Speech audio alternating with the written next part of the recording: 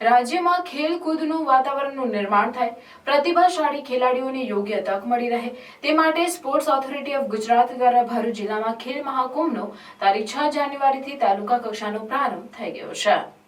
ખેલ મહાકુંભમાં ભરૂચ જિલ્લામાં 1.53 લાખ જેટલા ખેલાડીઓએ 24 જેટલી રમતોમાં ભાગ લેવા માટે રજીસ્ટ્રેશન કરાવ્યું છે।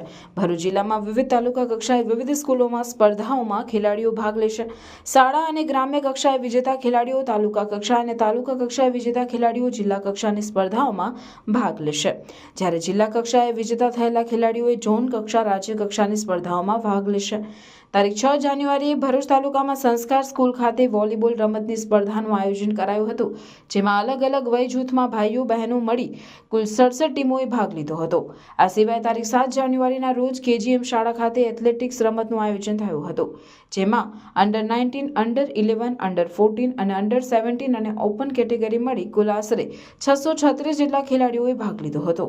એથ્લેટિક્સ રમતને KGM શાળાના આચાર્ય ઉપાસના શર્માએ ખુલ્લો મૂક્યો હતો। આ ખેલાડીઓ તાલુકા કક્ષાએ વિજેતા થઈ હવે જિલ્લા કક્ષાએ રમવા જશે અને ત્યારબાદ ફેબ્રુઆરી મહિનામાં ઝોન કક્ષા અને રાજ્ય કક્ષાએ રમવા જનાર છે। આ ઉપરાંત એથ્લેટિક્સ રમતમાંથી ટેલેન્ટ આઇડેન્ટિફિકેશનની પ્રતિભાશાળી ખેલાડીઓને DLSS માટે તૈયાર કરવામાં આવનાર છે।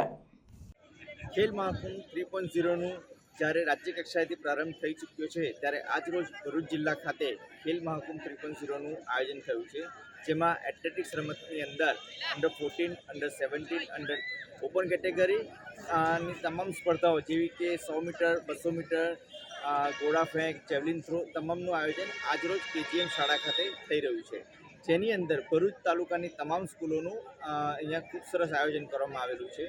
આ સ્પર્ધાની અંદરથી જે વિજેતા થશે ખેલાડીઓ તેઓ જિલ્લા કક્ષાએ રમવા જનાર છે। જિલ્લા કક્ષાએથી વિજેતા થનાર ખેલાડીઓ ઝોન કક્ષાએ અને રાજ્ય કક્ષાએ તેઓ પોતાનું કવચ બતાવશે। સમગ્ર ખેલ મહાકુંભ દરમિયાન ટેલેન્ટ આઇડેન્ટિફિકેશનની પણ કામગીરી સ્પોર્ટ્સ ઓથોરિટી ઓફ ગુજરાત દ્વારા કરવામાં આવી રહી છે, જેની અંદર ખેલાડીઓ જિલ્લા કક્ષા સ્પોર્ટ્સ સ્કૂલની અંદર સીધો પ્રવેશ મેળવનાર છે।